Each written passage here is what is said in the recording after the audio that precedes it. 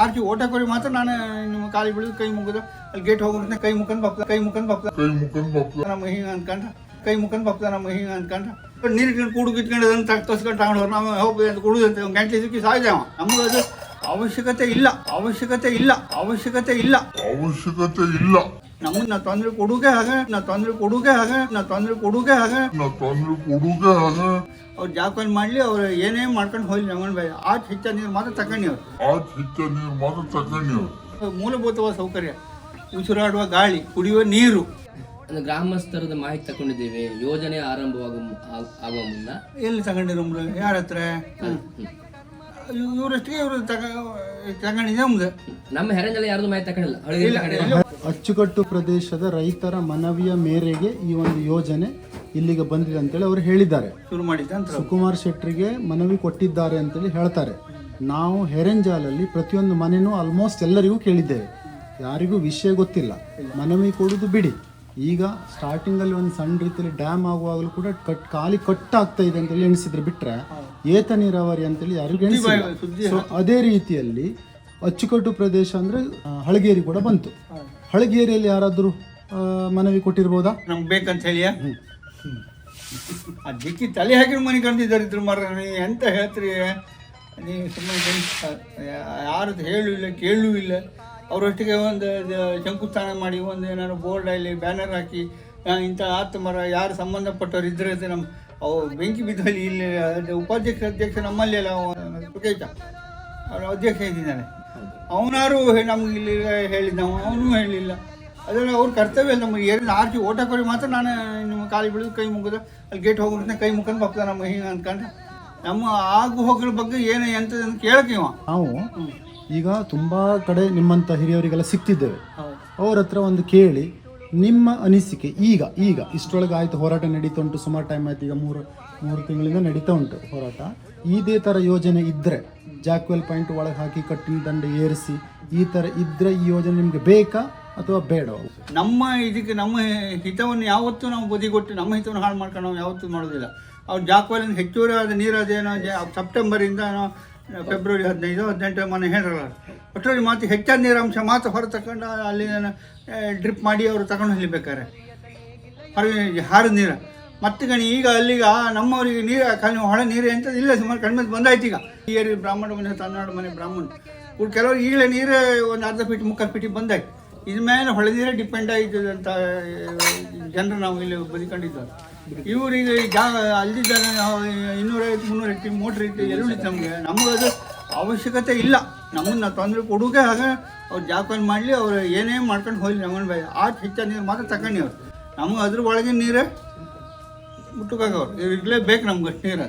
ನಾನು ಇದ್ರ ಬಗ್ಗೆ ನಾನು ಹೇಳಿದೆ, ನಮಗೆ ತೊಂದರೆ ಆಗ್ತದೆ, ನಮ್ಮಲ್ಲಿ ಅವರಿಗೆ ನಮ್ಮ ಭೂಮಿಗೆ ನಮಗೆ ಕೂಡುವ ನೀರ ಇದಕ್ಕೆ ತೊಂದರೆ ಆಪಿಗೆ ಆಗ ನಾನು ಹೇಳೋದೇ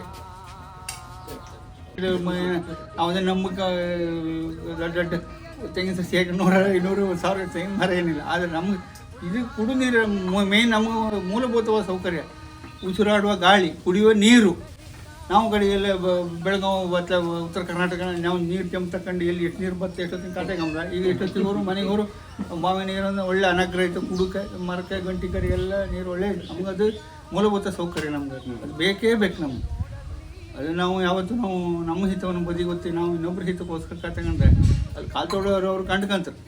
ಅಲ್ಲಿನವ್ರಿಗೆ ಎಲ್ಲಿಗೆ ತಗೊಂಡೋಗಿ ಇದೆ ಅವರು ವಾಗ್ದಾನ ಕೊಟ್ಟ ಪ್ರಕಾರ ಅದೇ 2 ತಿಂಗಳು 1 ತಿಂಗಳು ಅಷ್ಟೇ, ಅಕ್ಟೋಬರಿಂದ ಫೆಬ್ರವರಿ ಅಷ್ಟೇ ಹೇಳಿರಲ್ಲ 15 ಅದ್ಮೇಲೆ ಅವ್ರು ನಮ್ಗೆ ಈ ನೀರು ಈಚೆ ಮುಟ್ಟುಗೆ ಬಿಡೋಕ್ಕಾಗ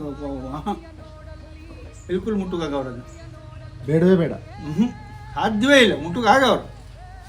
ಅದ್ರ ಬಗ್ಗೆ ನಾವು ನಿಮ್ಮ ಯಾವತ್ತೂ ಇತ್ತು, ನೀವು ಹೋರಾಟ ಮಾಡಿದ್ರೆ ಬೆನ್ನಿಗೆ ನಾವು ಅವರು ಅದೀಗ ಏನೋ ಸರ್ಕಾರದ ಧೋರಣೆ ಇತ್ತು, ಎಷ್ಟೋ ಕೋಟಿ ಖರ್ಚು ಮಾಡಿ ಅವರು ವಾಗ್ದಾನ ಕೊಟ್ಟದೀಗ ಅವರಿಗೆ ಒಂದು ಇತ್ತಲ್ಲ ಅಕ್ಟೋಬರಿಂದ ಜನವರಿ 15 ಅಷ್ಟೇ. ಅದು ಹೆಚ್ಚಾಗಿ ಮಳೆ ನಾಳೆ ನೀರು ತುಂಬ್ಕೊಂಡಿರ್ತವೆ, ಮಳೆ ಬಂದು ಒಳ್ಳೆ ನೀರು ಹೆಚ್ಚಾಗಿ ಹಾರಿ ಗೊತ್ತು ನಾವು ಎಷ್ಟೊತ್ತಿಗೆ ಕಟ್ಟಾದೂ ಇಲ್ಲ. ಈಗ ನಾವು ಸುಮ್ಮನೆ ನೀರು ಹೊಡ್ತಾ ಇರುತ್ತೆ, ಹೋಗಿ ಬರ್ತಾ ಇರೋದು. ಅದ್ರ ಮೇಲೆ ಮಾತ್ರ ಈಚಿನವರು ಮುಟ್ಟುಕಾಗ ನಮ್ಮ ಹಿತಕ್ಕೆ ಯಾವತ್ತೂ ತೊಂದರೆಪ್ಪ. ನಮ್ಮ ಆಚೆ ಹೇರಂಜನವ್ರಿಗೆ ಆಗಲಿ ನಮ್ಗಾಗಲಿ ಇದನ್ನೇ ನಂಬ್ಕೊಂಡಿದ್ದಾರೆ. ಎಷ್ಟೋ 100 ಪಂಪ್ ಸೆಟ್ ಹಾಕೋರಿದ್ರು, ಕೆಲವರು ಕಷ್ಟಪಟ್ಟು ನಿಮ್ಮ ಹತ್ತಲೆ 2 ಗಂಟೆ ಸುಗ್ಗಿ ಮಾಡೋರು ಇದ್ರು, ತೆಂಗಿನ ಮರ ಹಾಕೋರು ಇದ್ರು. ಇವೆಲ್ಲ ನಮ್ಮ ಕಷ್ಟಪಟ್ಟು ತಿಮ್ಮರು ಇಲ್ಲೇ ಮರದ್ದು. ಅಲ್ಲಿಗೆ ರೈತನ ಹೊಟ್ಟೆ ನೋಡಿದ್ರೆ ಬದುಕುದಿಲ್ಲ ಅವ. ನಾನು ಹೇಳೋದು ಅದೇ, ತೊಂದರೆ ಆಗಬಾರ್ದು ಯಾರಿಗೂ. ಯಾಕಂದ್ರೆ ರೈತರು ನಮ್ಮಲ್ಲಿ ಈ ಸೈಡ್ ಇದ್ರೆ ಪೂರ ರೈತರೇ. ಈಗ ಯಾವ ಮಕ್ಳು ಮರಿ ಬಾಂಬೆ ದುಬೈಲಿ ಜೀಪ್ರೆ ಅದು ಬಿಡಿ, ಈ ನಮ್ಮ ಹಳೆಯ ಎಲ್ಲೂ ಗೊತ್ತಿ ಮನೆ ಬದಿಗೆ ಇದ್ದಾರೆ ಎಲ್ಲ ಹೋಪ್ ಕೇಳಿ ದುಡ್ಡು ಕೇಳಿದೆ ನಂಬ್ಕೊಂಡಿದ್ದಾನೆ, ಅವನಿಗೆ ತೊಂದರೆ ಆಗ್ಬೇಕಲ್ಲ ಮರ ಪಾಪ.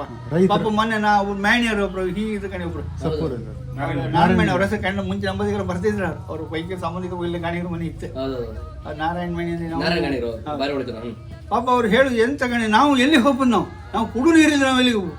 ಒಂದು ನಾವು ಬೇಕಂದ್ರೆ ತುತ್ತು ಅನ್ನೂ ಕುಡು ನೀರು ನಮ್ಮದು ಗಾಳಿ ನಮಗೆಲ್ಲ ದೇವ್ರು ಕೊಟ್ಟು ಇದೆ ನಮಗೆ, ನಾವು ಅದಿಲ್ಲದೆ ಬದುಕು ಹೇಗೆ ನಾವು ಅಂತ ಕೇಳ್ತಾರೆ ಪಾಪ. ವಿಷಯ ಹೋದೇ ಅಲ್ಲ, ಆಲೋಚನೆ ಮಾಡಿ. ಶುದ್ಧವಾದ ಗಾಳಿ ನಾವು ಬೇಕು ಉಸಿರಾಡಲಿಕ್ಕೆ, ಶುದ್ಧವಾದ ನೀರು ಕುಡಿಲಿಕ್ಕೆ, ಊಟ ಮಾಡಿ ನಾವು ಮಾಡ್ಕೊಂಡು ತಿನ್ನಾಗಿರ್ತದೆ. ಇವತ್ತು ನಮ್ಮ ದೇವ್ರು ಕೊಟ್ಟ ದೈವದತ್ತವಾದ ಇದು ವರ ಅಂತಾರ, ಶುದ್ಧವಾದ ಗಾಳಿ ಶುದ್ಧವಾದ ನೀರು. ಅದಿದೆ ಇಲ್ಲಿ ಮನುಷ್ಯ ಬದುಕುದಿಲ್ಲ. ಇವರು ನಮ್ಮ ನೀರು ತಗೊಂಡು ಎಲ್ಲೆಲ್ಲೋ ಹಾಕೊಂಡು ಯಾರೋ ಉದ್ಧಾರ ಕೊಡ್ತಾರೆ ಅಂದರೆ ನಾವು ಯಾವ ಗ್ಯಾರಂಟಿ ಇದ್ದೀವಿ, ಯಾವ ಊರು ಉದ್ಧಾರ ಮಾಡ್ತಾನೆ ಹೇಳಿ? ಅಲ್ಲ, ರೈತರ ಹೊಟ್ಟೆ ಮೇಲೆ ಯಾವತ್ತೂ ಹುಡುಕಾಗ. ಯಾಕೆ ಬಡವ ಎಲ್ಲ ರೈತನ ಯಾವನು ದೊಡ್ಡವನು ಯಾವನೂ ಇಲ್ಲ. ನಾನು ಗ್ಯಾರಂಟಿ ಹೇಳ್ತಾನೆ, ರೈತ ಹೊರಡಿಸಿತ್ಕಣಿ ರೈತರು ಅವನು ಬಡವನೇ ಎಷ್ಟೊತ್ತಿಗೂ ನಮ್ಮ ನಮ್ಮ ಸೌತ್ ಕನ್ನಡದ ಹೆಚ್ಚಂದ್ರೆ ಒಂದು 3 ಎಕರೆ 2 ಎಕರೆ 1 ಎಕರೆ ಮತ್ತೆಲ್ಲ ಎಕರೆ ಒಳಗಿನವ್ರು ಇದನ್ನೇ ನಂಬ್ಕೊಂಡು. ಯಾಕೆ ನಾವು ಅದೇ ಫೀಲ್ಡಲ್ಲಿ ಇದ್ದವ್ರು. ನಾನು SLG ಶಾಲೆಗೆ ಹೋಗಿ ನಮ್ಮ ಅಪ್ಪ ಮಗ ನೀನು ಶಾಲೆ ಬೇಡ ಮಗ, ನೀನು ಇಲ್ಲಿ ಕೈ ಮಾಡಿ ಮನೆ ಬೇಕು ನಾವು ಮಾಡ್ಕೊಂಡು ಹಾಳಾತಂದೇಳಿ ಆಯ್ಕೊಂಡಿದ್ದೆ. ನಾನು ಓಡಿ ನಮ್ಮ ಅಣ್ಣ ತಮ್ಮ ಹೊರಗೋದ್ರೆ ಅಲ್ಲ ಯಾರು ನಾವೆಲ್ಲಾದ್ರೂ ಮನೆ ಮೇಲೆ ಇಷ್ಟೊತ್ತಿಗೆ ಈ ರೀತಿ ಇರಲ್ಲ. ಈಗ ನನ್ನ ಕಡೆ ಈಗ 40-50 ವರ್ಷ ಆಯ್ತು. ನಮ್ಮ ಪರಿಸ್ಥಿತಿ ಹೇಗಿತ್ತು ಹಾಗೆ. ಯಾಕೆ ರೈತರ ಹೊರಡಿಸಿನ ಶಬ್ದ ಹೆಂಗೆ ಅದೇನು ಗೆಟಪ್ಪೇನು ಹೊರಡಿಸಲ್ಲ. ಒಟ್ಟು ಉಂಡ್ಕೊಂಡೆ ಮಕ್ಳು ಮರಿಂದ ಎಜುಕೇಷನ್ ಕೊಟ್ಕೊಂಡು ಮನೆ ಮಾಡ್ಕೊಂಡೆ ಉಂಡ್ಕೊಂಡು ಒಳ್ಳೆ ಹಾಯಾಗಿ ಇದಷ್ಟೇ ನೆಮ್ಮದಿ ಜೀವನ ಮಾಡ್ಕೊಂಡು ಇದಷ್ಟೇ ಬಿಟ್ಟರೆ ಒಂದು ಮತ್ತೆ ಒಳ್ಳೆ AC ಕಾರ್ ತಗೊಂಡು ನಮ್ಮ ಕಡೆ ಈ ಜೀವನ ಇಲ್ಲ.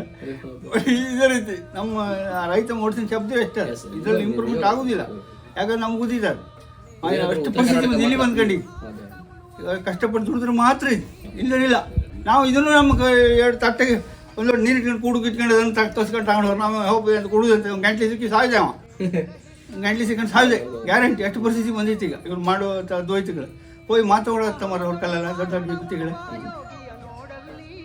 ಏನು ಹೇಳ್ತಾರೆ.